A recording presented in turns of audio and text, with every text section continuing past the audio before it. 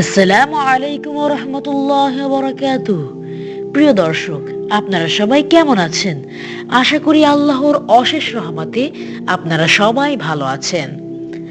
আজকে আমি হাসি সংক্রান্ত অধ্যায় থেকে একটি হাদিস উল্লেখ করব। হাদিসটি হলো হযরত জাবির ইবনে সামূরাহ রাদিয়াল্লাহু তাআলা আনহু হতে বর্ণিত।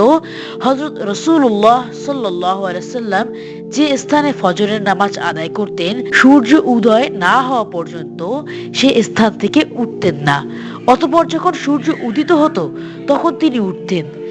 এ সময় সাহাবীগণ জাহেলি যুগের কাজকর্মের আলোচনা করে হাসতেন, আর হযরত রাসূলুল্লাহ সাল্লাল্লাহু আলাইহি ওয়াসাল্লাম মুচকি হাসতেন।